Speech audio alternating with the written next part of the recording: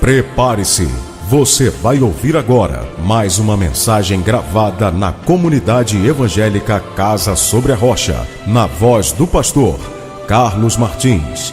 Quem tem ouvidos para ouvir, ouça o que o Espírito diz às igrejas.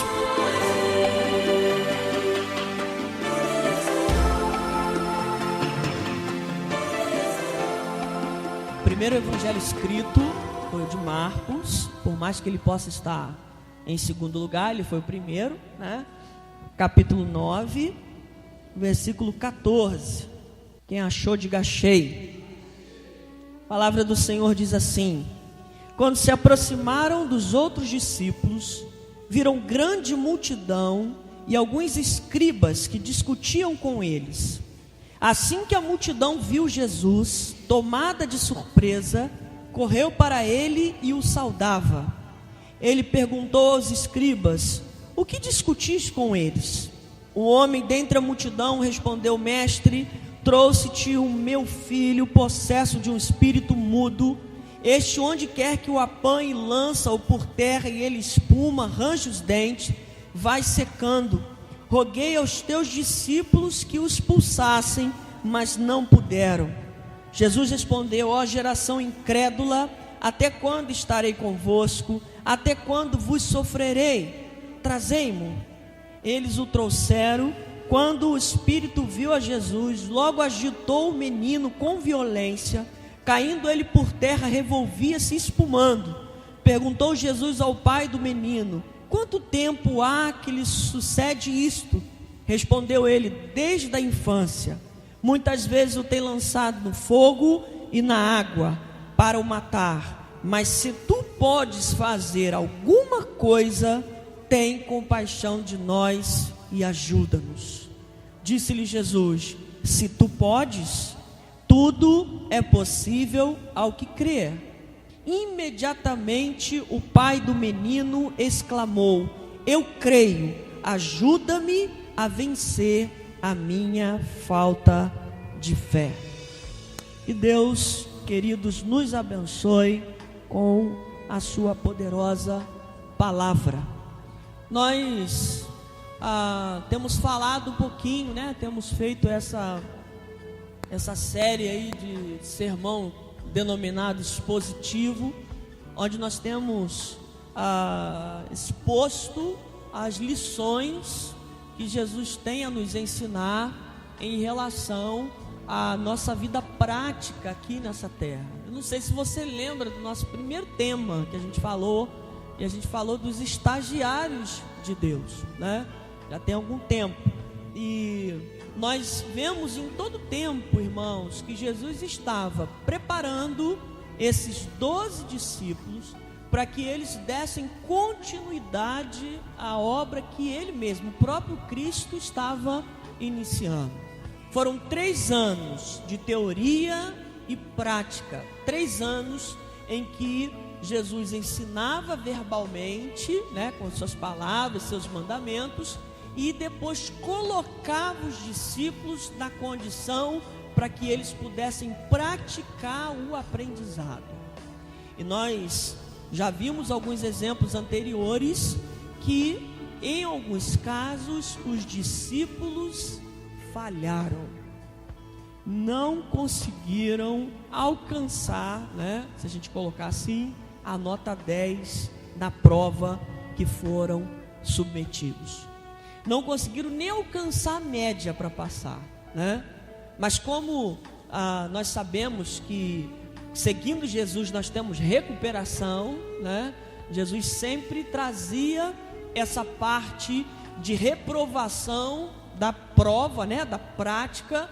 Ele sempre trazia uma instrução e aproveitava os momentos para ensinar os discípulos.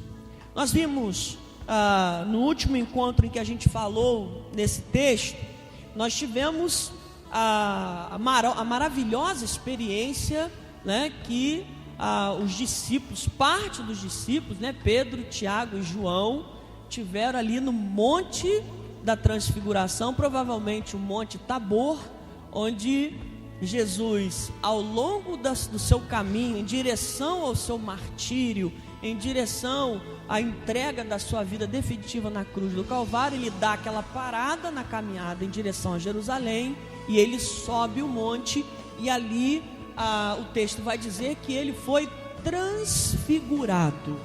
As suas vestes, o seu rosto ficaram brancos, de um branco até hoje não visto sobre a terra, né? E teve ali a presença, a gente falou nisso no nosso último encontro, a presença de dois grandes homens, né? Que, se a gente pode resumir o Antigo Testamento, a gente pode resumir em Moisés, que foi o maior legislador, né? E quando eu falo legislador, foi aquele que fez as leis, que recebeu as leis, recebeu os mandamentos de Deus. E nós temos a outra figura também que veio falar com Jesus ali no Monte da Transfiguração, que foi o maior profeta do Antigo Testamento, né? Que foi Elias, né? O primeiro e maior em relação aos profetas, né? A gente viu que ele teve o quê? Uma dupla aprovação de Deus. E nós falamos, irmãos, da necessidade de nós buscarmos o quê? Aprovação, buscarmos conselho de Deus para decisões que nós precisamos tomar na nossa vida, né? E a gente até viu que se tem uma coisa que o povo de Deus falha, é justamente nisso. Nós às vezes tomamos decisões movidos pela emoção, nós tomamos decisões movidos pela vingança, nós tomamos decisões movidos pelo desejo carnal. Nós às vezes somos completamente seduzidos pelos sentimentos do nosso próprio coração. E Jesus sabia que ele ia para Jerusalém, sabia que lá ele ia morrer, e uma morte muito dolorosa, mas ele para e ele sobe ao monte para querer, né, desejar receber a orientação de Deus, né? Eu estou no caminho certo, é isso mesmo que eu devo fazer. E a resposta de Deus veio através desses dois grandes homens do Antigo Testamento. É muito interessante a gente também destacar nesse episódio que todo o Antigo Testamento apontava para a figura de Jesus, todo ele, e nada mais, nada menos de que os dois grandes personagens agora do Antigo Testamento chegando para conversar e para reverenciar o Filho de Deus em cima daquele monte, né? Onde eles conversam ali durante algum tempo, e num determinado momento da conversa, Deus reafirma aquilo que ele havia falado há algum tempo atrás, quando Jesus foi batizado. A nuvem branca desce sobre eles, e há uma voz que diz: esse é o meu filho amado, a ele ouvi. A própria voz de Deus dá testemunho para mim e para você que nós devemos ouvir a Deus, ouvir ao seu Filho, atentar para a sua palavra. E isso foi notório, Pedro ouviu, né? E já reparou? É muito interessante quando a gente fica muito surpreso com alguma coisa, a gente às vezes a gente fala algumas coisas desconexas, né? Pedro, Senhor, vamos ficar aqui que está tão bom na presença de Deus, vamos fazer 3 tendas, uma para tu, uma para mim, uma para Moisés, né? Ele começa a falar algumas coisas assim, porque o próprio texto vai dizer que eles estavam aterrorizados, né? Pela presença de Deus naquele momento ímpar da história da humanidade. Isso a gente viu, irmãos, e a gente tirou algumas lições importantes da nossa vida, né? De nós termos serenidade nas nossas decisões, serenidade quando o nosso coração nos aponta talvez uma alternativa carnal, de você buscar a Deus e pedir: Senhor, que a tua voz seja mais alta do que a voz enganosa do meu coração, que eu possa ter ouvidos para ouvir a tua voz, somente a tua voz. Isso eu acredito que Jesus tem, irmãos, a nos ensinar, ele também nos ensina com essa passada ali nesse monte, né, e tendo confirmado a vontade de Deus para a vida dele, né, para o trabalho que ele ia fazer, isso também nos ensina a necessidade de sermos obedientes. Quer ver uma coisa que é interessante, queridos? Nós conhecemos a palavra, nós conhecemos as escrituras, nós sabemos o que temos que fazer, nós às vezes conhecemos a gente por interior, né, por dentro. Até mesmo a gente passa às vezes uma imagem daquilo que nós não somos, mas a gente sabe quem realmente nós somos pra gente, né? Esse feedback, essa transparência que nós temos de nós mesmos. Nós sabemos camuflar muitas vezes algumas coisas da nossa vida. A maior dificuldade que nós temos diante do conhecimento da vontade de Deus, da palavra de Deus, do conhecimento das escrituras, é a necessidade de nós aprendermos a obedecer a Deus. Obedecer. E é claro que hoje isso está muito mais difícil, porque nós até falamos pela manhã, né? Nós temos vivido uma sociedade que tem relativizado a palavra de Deus. Quer ver uma vida cristã relativa? É uma vida que você vai buscar só aquilo que te agrada. Quem disse que vida cristã, tudo que você vai fazer, você vai ter que ter prazer. Tudo que você vai fazer é porque você gosta. Às vezes eu fico muito triste com alguns irmãos que falam assim: não, pastor, não gosto de fazer isso não. Eu falei, mas espera aí, né? Se eu fosse perguntar aqui para os irmãos que trabalham na obra, alguém gosta aqui de ficar carregando balde cheio de areia molhada, subindo uma corda, o terceiro andar num sol de 40 graus? Eu acredito que ninguém vai levantar a mão. Eu preferia estar com os irmãos no barco pescando, e a gente vai até, né, marcar nossa pescaria, nossa próxima pescaria, depois da laje, é claro, né? Então assim, ninguém gosta. Mas assim, quem disse que tomar a cruz, negar a si mesmo, é aquilo que nós gostamos? Tem que ser uma cruz em que a gente gosta. Já pensou se a gente fosse criar nossa própria cruz? Tinha gente que ia enfeitar a cruz toda de luzinha, neon, né? Tinha gente que ia colocar rodinhas na cruz, colocar alça. Tinha gente que ia escolher uma mochila de cruz, já pendurada certinho, acomodada, né? Bem leve, né? Tranquila, uma cruz com esse cheiro de pipoca aí que está todo, né, nos entrando aqui nas entranhas, dando fome. Uma cruz bem tranquila, né? É pessoa, uma cruz de pipoca, você vai comendo a cruz, né, no caminho, né? Beleza. Quem disse que é assim, né?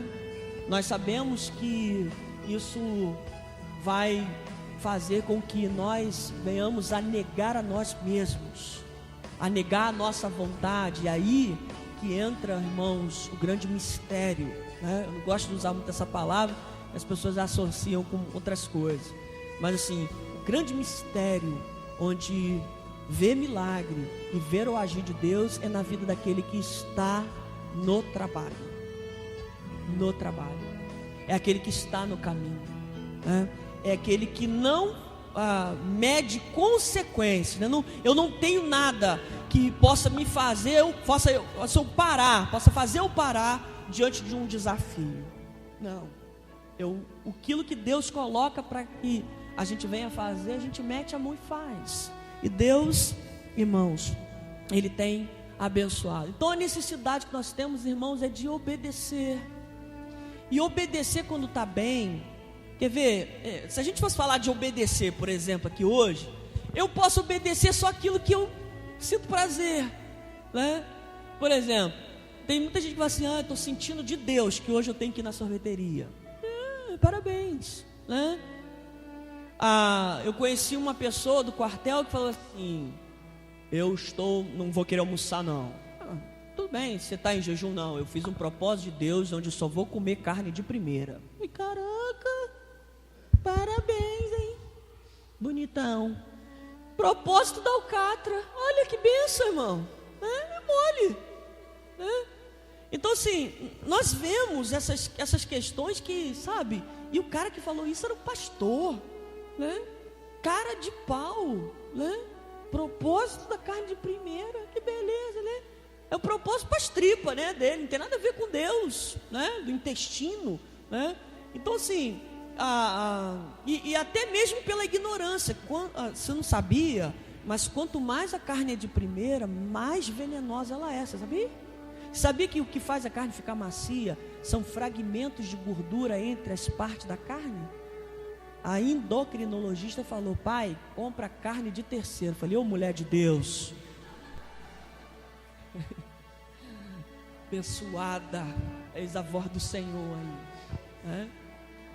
Porque é a que é mais saudável, porque tem menos gordura, né?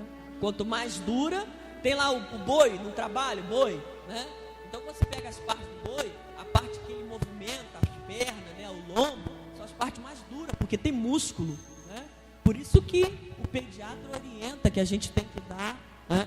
Tá falando aqui? Olha o boicote, ó. O pediatra orienta que a gente tem que dar músculo para as crianças, né? Porque é a carne que tem menos o que? Gordura. Então nós temos, irmãos, essas questões, né? Opa, mais um pouquinho aí, parabéns. Né? Nós temos essas questões que Jesus ele vai apontar para uma necessidade de nós tomarmos uma decisão muito mais acertada, queridos, né? Com os pés no chão. Pois bem, nós entramos agora no versículo 14, que é o complemento aí desse período, né? Eu acredito que Jesus sai do extremo, né? Dos dois extremos, o extremo ápice da presença de Deus e o extremo brabíssimo da presença dos hipócritas, né? Da presença dos escribas. Jesus, o texto vai falar que ele estava descendo o monte e ele já viu aquela confusão montada. E o cenário?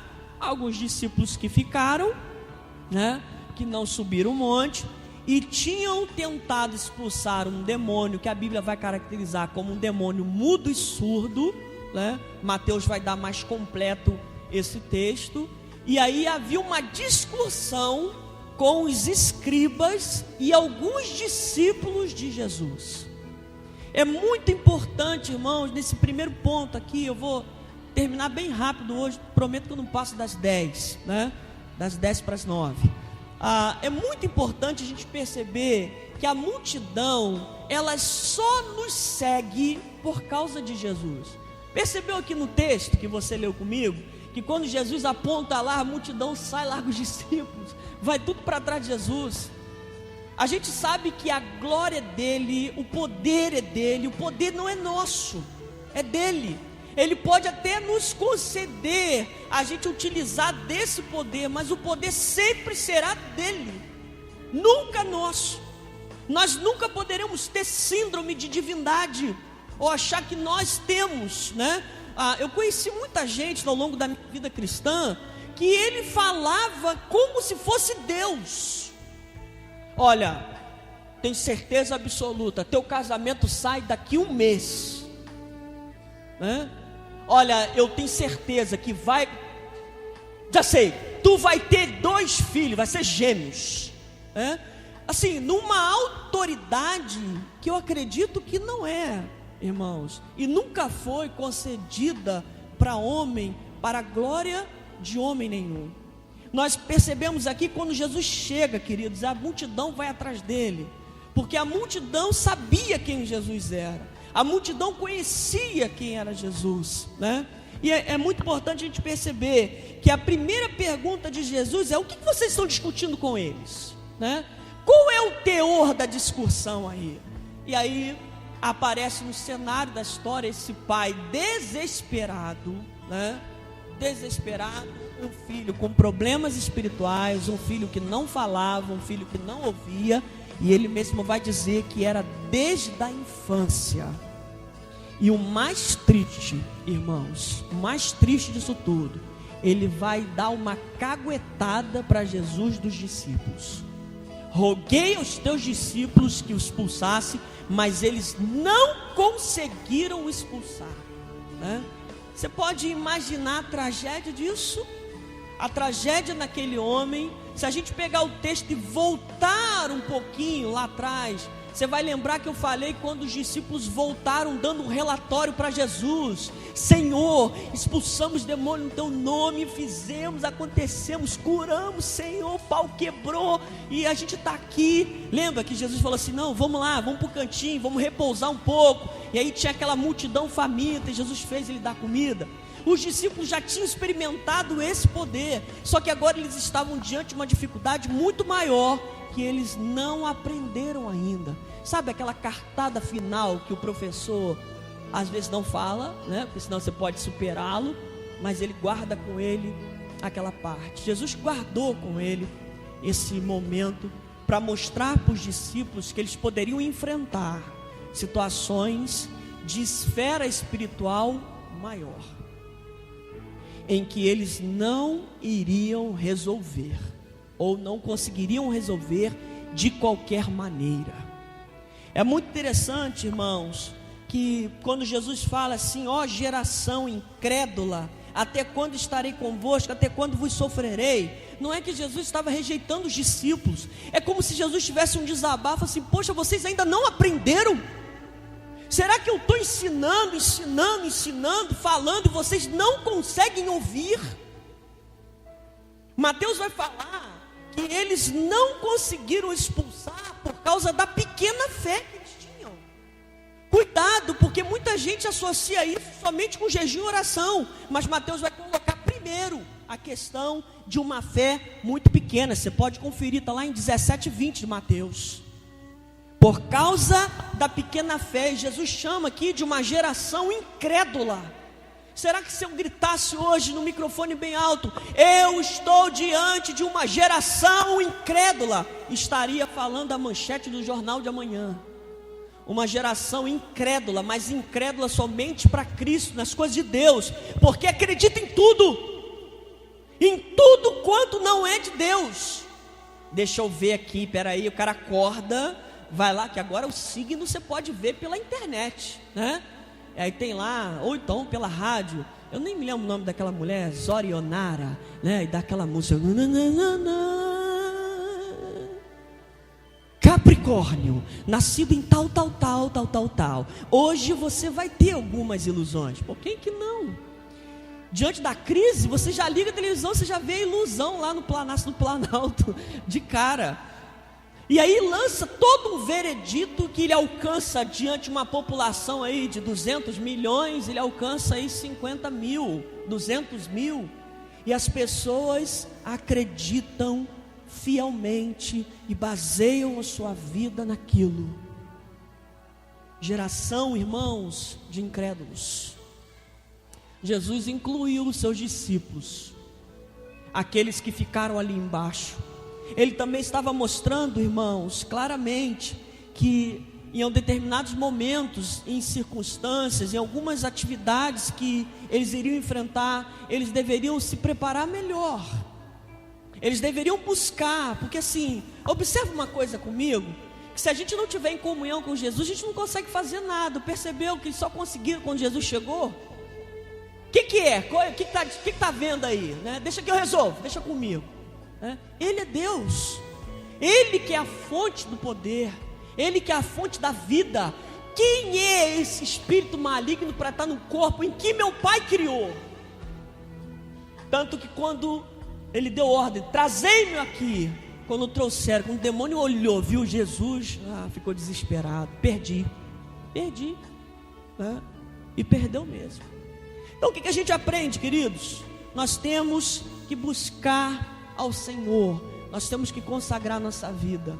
E essa consagração eu entendo que não é somente com jejum e oração, faz parte, mas eu preciso nutrir a minha fé. Eu preciso nutrir a minha fé, e fé é nutrida com a palavra de Deus. Lembra da mensagem de Deus aqui no monte? Esse é meu filho amado, a Ele ouvir, ler, aprender, se debruçar, se dedicar a Ele, para que eu possa ter uma fé robusta, uma fé que vai me tornar uma pessoa e um cristão inabalável, mesmo diante da opção do pecado. Eu preciso. Outra coisa também que a gente destaca aqui no texto, queridos, é que Satanás não respeita ninguém. Nós temos um inimigo covarde, um inimigo oportunista, que ao mesmo tempo é invisível. A Bíblia diz que ele usa, o texto vai dizer que ele usava de violência, agitou o menino com violência. Era um menino, desde a infância, desde criança. Sabe, não há respeito, não há qualquer tipo de pudor no nosso inimigo. Nós não podemos brincar com ele. Nós não podemos brincar de ser crente, porque Ele, quando nós damos lugar a Ele, Ele entra e Ele destrói, literalmente destrói. Eu não posso brincar, eu não posso achar que eu estar aqui na igreja é uma coisa que eu possa substituir por qualquer coisa, por exemplo. É algo que possa ser muito comum. Hoje deixa eu ver, shopping, igreja, shopping, ganhou o shopping, hoje eu vou no shopping, né? Eu não posso, irmãos, fazer um unidunité na minha fé, jamais, porque senão eu vou estar talvez em situações parecidas como esses discípulos, perdidos. E agora, né? Você já pensou? Naquele tempo não tinha celular não, queridos, né? Liga para Jesus, rápido, pega o número dele aí, liga para ele que o pau está quebrando, esse demônio está nos desafiando e a gente não consegue fazer nada. Nós não podemos brincar, queridos. Deixa eu contar uma coisa para vocês aqui. Nós comemoramos não, o Brasil comemora o dia de Jorge e comemora de uma forma errada, porque não conhece as escrituras, nem o poder de Deus e nem a história desse homem que foi um grande cristão.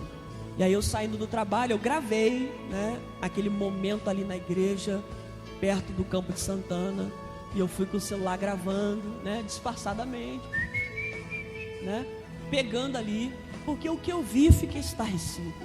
De um lado a missa, na fila para entrar e para confrontar ou para pegar a bênção da imagem, os pais de santo distribuindo pipoca, jogando em cima da cabeça, ou lendo lá os negócios lá do fruto do mar seco lá que eles fazem, né? Eu falei, caramba, que mistura, né? Aí eu estou ouvindo um tambor, eu falei, cara, isso é macumba, dá para perceber, né? Eu comecei a procurar com o meu celular de 007 ali, James Bond espiritual, e aí achei, fui lá na macumba, e aí aquele monte de gente em volta, a figura que estava batendo, né, parecia um extraterrestre, a sua face não era uma face normal, e eu comecei a me sentir mal ali,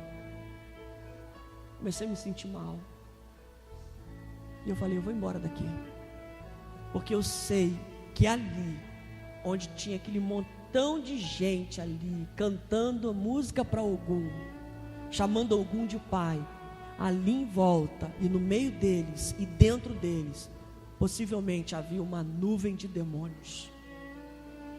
Que tristeza, irmãos, se tornou a igreja do Senhor, que até o 3º século era limpa, era sem mistura, era sem secretismo, mas depois do edito, né, do decreto de Constantino, a igreja se tornou aquilo que ela é hoje, uma mistura que você já não sabe o que é, se você é igreja, se você não é, se é católico, se não é, se é macumbólico, tem gente que já faz a aglutinação das palavras, se você sabe o que você é. E assim você vê claramente pessoas aprisionadas, porque não conhecem a verdade. Que vontade de gritar ali bem alto, vocês estão enganados, mas não seria possivelmente martirizado ali, né? Daqui a um tempo seria São Martins, né? E é claro que ia me colocar como um pejorativo, o dragão que matou o pastor, né, no dia de Jorge, o pastor que tomou um coice do dragão. Então eu peguei e fui embora com muita tristeza, falei aqui com os irmãos, mostrei as imagens, né, de pessoas, sabe, até a fisionomia das pessoas você vê, está faltando alguma coisa, e que Jorge nunca pôde dar, muito menos Ogum, nunca pôde dar e nunca vai dar. Sabe, queridos, nós podemos observar que as pessoas, elas estão cada vez mais sendo enganadas por esse tipo de coisas. E isso que estava acontecendo aqui, traz para nós essa realidade, né, de que Satanás, ele com o seu engano, ele usa com a sua violência, com a sua influência, e ele tem feito muita gente escrava dos seus próprios conceitos. Se você chega ali, você começa a discutir com alguém, a pessoa vai ter uma informação para te dar, uma verdade que ela ouviu, estabeleceu, e ela fundamentou como ideologia de vida.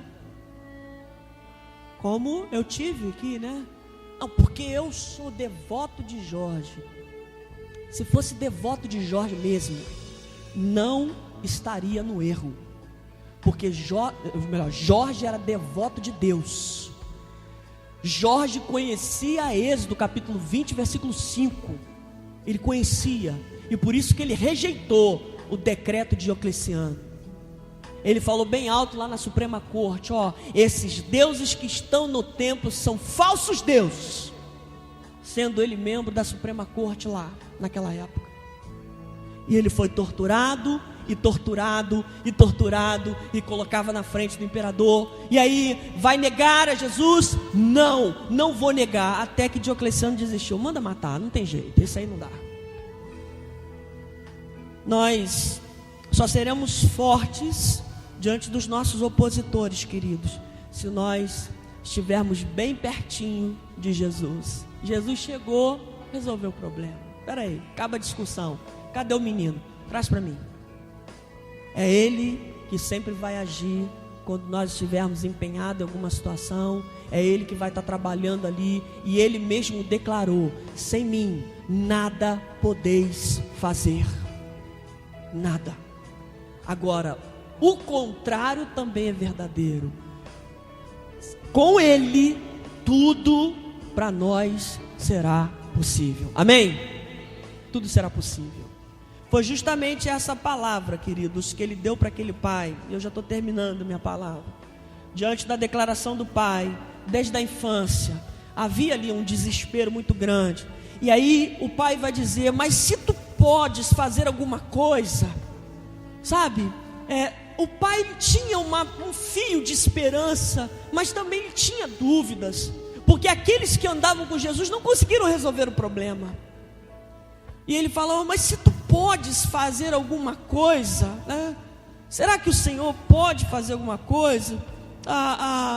Nós podemos entender, queridos, que o homem pode falhar, os discípulos podem falhar, o pastor pode falhar, os diáconos podem falhar, mas Jesus nunca vai falhar, queridos.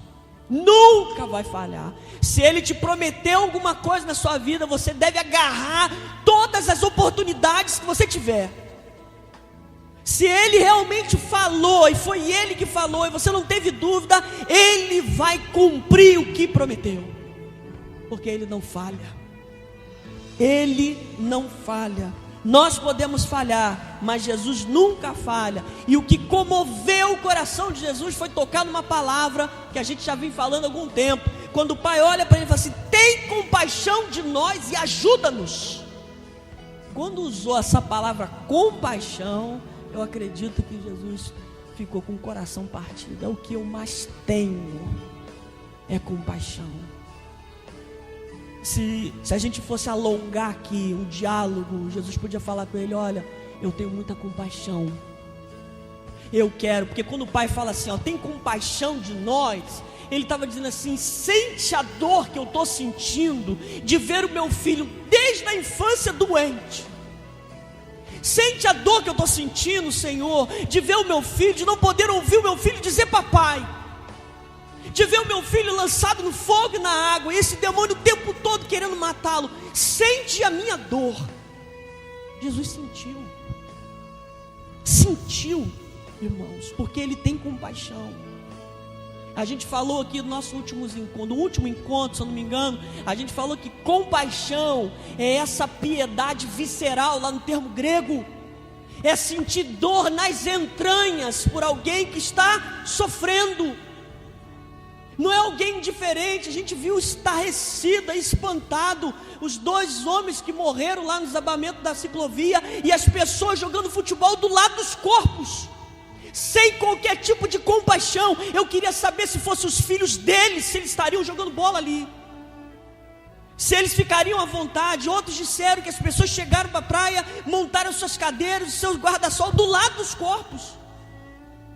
Nós estamos numa geração, além de incrédula, uma geração fria, cada vez mais com ausência de amor pelo ser humano, cada vez mais. Ele teve compaixão e Ele tem compaixão de nós até hoje, queridos. Ele sabe do nosso sacrifício, Ele sabe das nossas necessidades, e Ele garantiu na sua palavra, ó, busca o meu reino em primeiro lugar, que todas as demais coisas eu vou acrescentar na sua vida. Deixa comigo o restante, faz a tua parte. E Deus, irmãos, não tem deixado faltar. Não tem deixado faltar. Ele teve compaixão diante do pedido daquele pai. Ajuda-nos. E ele ajudou. O pai também revelou. Jesus também trouxe para ele a responsabilidade. Olha, deixa eu te dizer uma coisa. Eu tenho compaixão, mas você precisa também acreditar. E ele fala, ó, tudo é possível ao que crer. Acredita. E o pai, eu acredito, Senhor, me ajuda na minha falta de fé. Jesus ajudou. A compaixão dele é tão grande, irmãos, que até mesmo diante de uma porcentagem de descrença, ele atua por causa da sua misericórdia, por causa da sua compaixão. Ele ajudou, ele expulsou. Vendo Jesus, versículo 25, vendo Jesus que a multidão concorria, repreendeu o espírito imundo, dizendo, espírito mudo e surdo, eu te ordeno, sai dele e nunca mais entre nele. E aquele espírito, clamando e agitando com violência, saiu, deixando como morto, ao ponto de muitos dizerem, morreu. Mas Jesus, tomando pela mão, o ergueu e se levantou. Ele, irmãos, é aquele que até mesmo diante das nossas impossibilidades, posso arriscar em dizer, diante das nossas incredulidades, Ele vai ser sempre aquele que vai nos estender a sua mão. Tem até aquele hino muito antigo, né? Quando Jesus estendeu a sua mão. Qualquer dia a gente canta. Ele estendeu a sua mão, né? Você pode, se eu pedisse para você fechar seus olhos, você lembrar, talvez no pior momento da sua vida, em que você olhava para todos os lados, não encontrava saída, e Jesus estendeu a sua mão e nos tirou de lá. Ele estendeu a mão, ergueu aquele menino diante do clamor da multidão, morreu, não tem mais jeito, acabou. Verdadeiramente aquela multidão não conhecia quem estava ali. Mesmo que tivesse morrido, Jesus poderia chamar o nome, como ele fez com Lázaro, como ele fez com o filho da viúva de Naim. Quando ele tocou naquele esquife, quando não tinha mais esperança, ele tocou e aquele menino voltou à vida.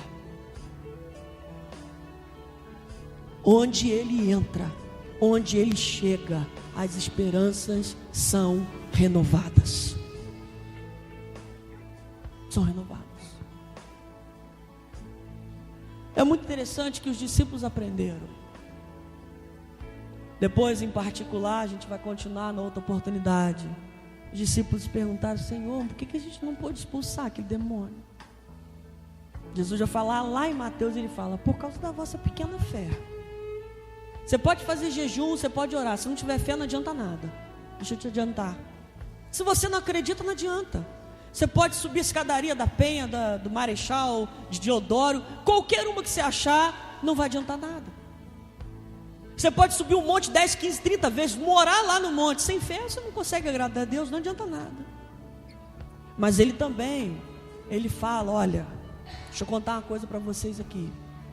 Existem castas de demônios que só saem por meio de jejum e oração. Ele dá mais um ensinamento para os discípulos. Os discípulos ainda não tinham enfrentado, talvez, essas castas naquele momento em que eles foram. Mas agora Jesus estava levando eles num limiar mais profundo da espiritualidade. Estava fazendo com que eles conhecessem os porões do sobrenatural, das vielas negras que atuam aí no sobrenatural, daquilo que tenta nos manipular, daquilo que nos tenta tirar da presença de Deus. Jesus estava mostrando para eles a realidade. E é fato, queridos, que Satanás tem oprimido as gerações com enfermidades, com doenças incuráveis, com tanta coisa ruim.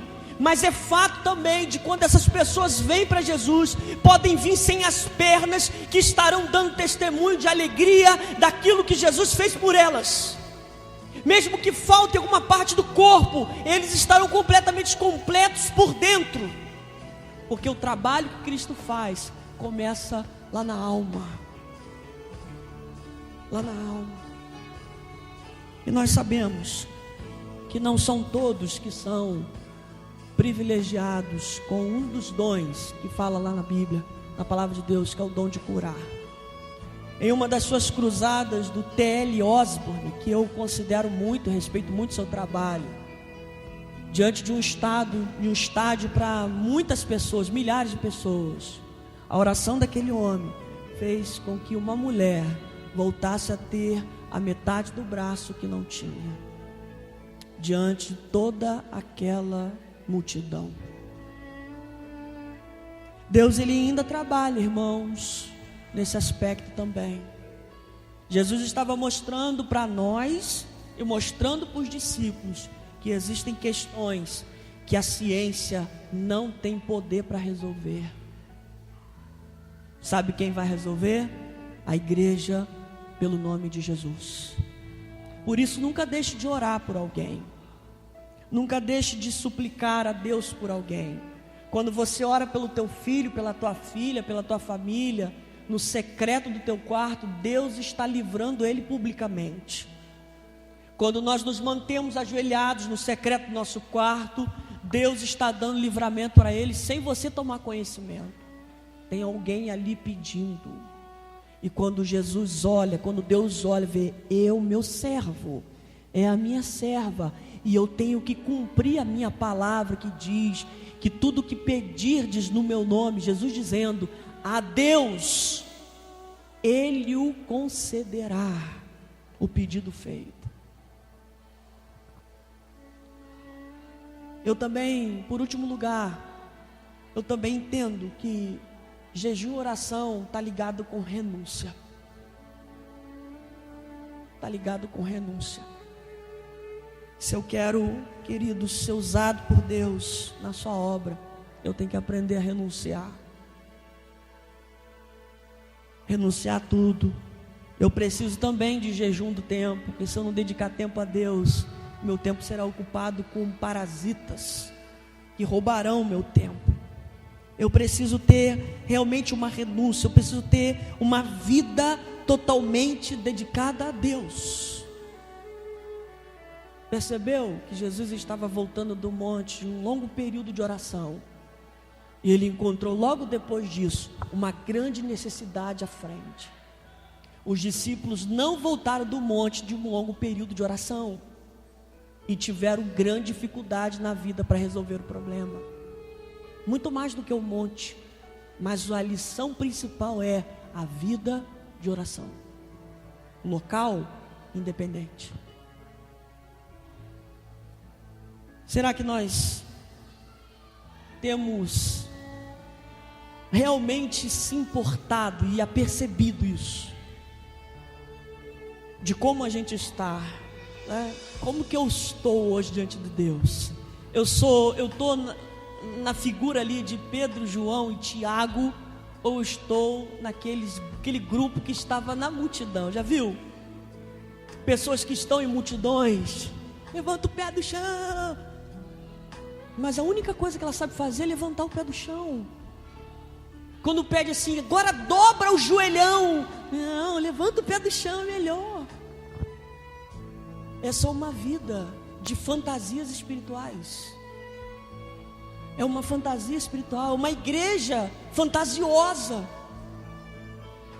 porque não ensina os seus membros realmente a estarem ali, no clamor, na submissão a Deus.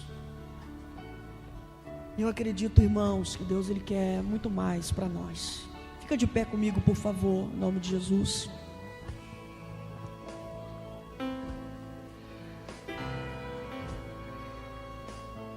O fato é que nós precisamos, eu e você, colocarmos a nossa vida no altar de Deus. Como que você toma a decisão? Você precipita nas palavras? Você está agindo pelos impulsos? Você está agindo pelos teus desejos? Ah, pastor, eu só faço aquilo que me agrada, sabe? Isso aí eu não gosto não. Mas quem disse que a cruz tem que ser algo que você goste? Quem disse? Cruz é cruz. É pesada, fere os ombros, e você morre nela. Você morre nela, no final você morre nela. De toda a sua caminhada de sofrimento, no final você morre nela. Mas depois da cruz, está te esperando uma coroa de glória. Jesus nos oferece a cruz nessa terra, mas na outra, Ele nos oferece a coroa de glória, a eternidade. E lá sim veremos a diferença. Então vale a pena. Vale a pena negarmos a nós mesmos. Vale a pena negarmos a nossa vontade. Vale a pena entregar a nossa vida no controle de Jesus, deixar Ele controlar a nossa vida. Porque se você tentar fazer isso sozinho, você não vai conseguir. Você não consegue manter o seu casamento sem Deus. Você não consegue ter um relacionamento agradável, que agrada os olhos de Deus, sem Ele. Não consegue. Satanás te engana, Satanás nos engana, nos envolve. E quando a gente menos percebe, nós estamos envolvidos até o pescoço. Entregue a sua vida a Jesus hoje, meu irmão, minha irmã. Entregue a sua vida de novo a Jesus hoje. Deixa Ele ser o centro. Deixa Ele ser a tua vontade. Eu vou te dizer, como é bom servir a Deus em intensidade. Como é bom se acordar de madrugada e você ter um cantinho separado, como eu tenho lá. O dia que você for na minha casa eu te mostro. Está lá colado todos os nomes dos membros e dos visitantes que um dia entraram aqui na igreja. E às vezes Deus tira o sono e fala: vamos para o nosso cantinho que eu quero conversar. Eu oro por aqueles que já estiveram aqui, por aqueles que saíram, por aqueles que estão e por aqueles que visitaram. E a minha oração é: Senhor, eu não sei onde eles estão, mas toma conta da vida deles. Traga eles de volta, Senhor, porque Satanás os enganou, preparou um laço e eles caíram. Traga eles de volta, nome por nome, nome sobre nome, nome completo. Deus quer ter essa intimidade conosco, irmãos. Ele ama você, você sabia? E Ele tem um plano excelente para a sua vida. Entregue-se a Ele, e você poderá experimentar isso de uma forma plena, sem qualquer mácula, sem qualquer ruga. Eu não tenho dúvida disso. Vamos orar. Feche seus olhos. Faça a tua oração com Deus. Não só você que está aqui, mas você também que nos ouve pela internet, por esse CD. Feche seus olhos também onde você estiver. Eu acredito que Deus também fala contigo. Quanto tempo você tem perdido longe do Senhor? Quanto tempo você tem estado distante de Deus, aproveitando uma alegria passageira? Se a tempestade bater, como que vai ser o seu proceder? Se o rio transbordar, como será? Se o vento soprar, tua casa se manterá de pé ou vai cair? Entregue a sua vida a Jesus e deixa Ele assumir o timão. Deixa Ele ser aquele condutor que vai conduzir a nossa vida a mananciais de águas vivas e a pastos verdejantes. Muito obrigado, Senhor Deus, pela tua grandeza pela tua graça, pela tua misericórdia. Obrigado, Senhor, porque o Senhor tem tido misericórdia de nós. O Senhor tem tido paciência com a gente. O Senhor tem esperado, Senhor, ansiosamente, porque a gente venha mudar. E o nosso desejo nessa noite, Senhor, eu acredito que o meu desejo também é similar aos desejos dos irmãos, dos visitantes e de todos aqueles que nos ouvem agora. O desejo que nós temos, Senhor, é o desejo de acertar, é o desejo de te agradar, é o desejo de mudar segundo a tua boa palavra. Por isso, Senhor, toma a dianteira na nossa vida, toma a direção da nossa vida, toma o controle da nossa vida, toma o controle das nossas emoções. Aquele pai não tinha paz, mas quando ele encontrou com Jesus, ele teve uma paz que ele nunca teve, que ele nunca tinha experimentado. Pela tua aproximação, Senhor, tu trouxe resultado direto na vida dele. Aproxima-se de nós também nessa noite. Aproxima-se da nossa alma, Senhor. Aproxima-se do nosso coração.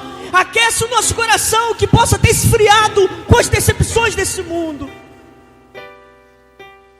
Pode ter esfriado com as frustrações.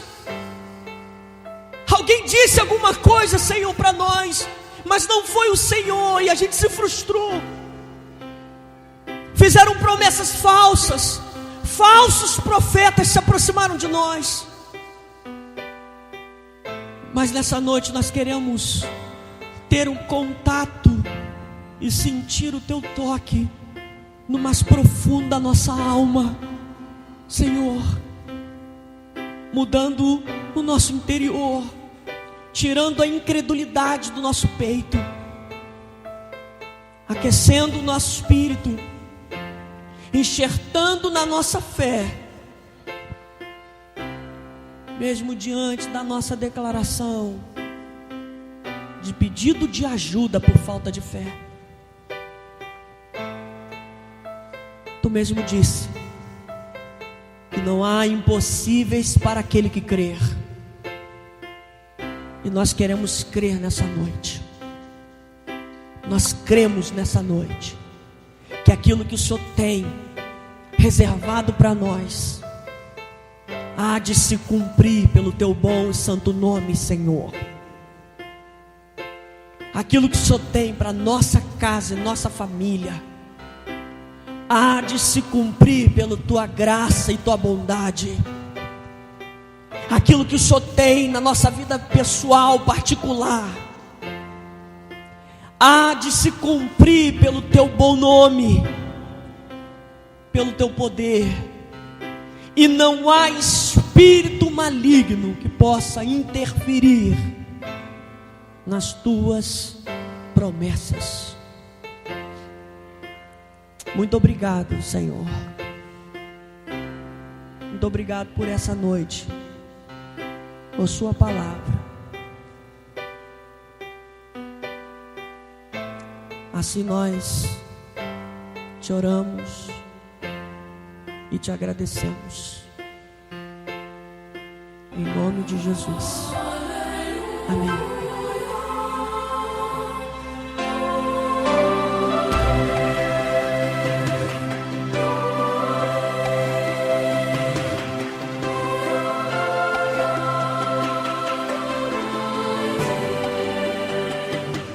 Você acabou de ouvir mais uma mensagem de Deus, do pastor Carlos Martins, pastor presidente da comunidade evangélica Casa Sobre a Rocha. Nossos cultos, todas as quintas e domingos, às 19 horas. Local, Cooperativa 79, Conjunto Betinho, Vila Kennedy. Você é nosso convidado.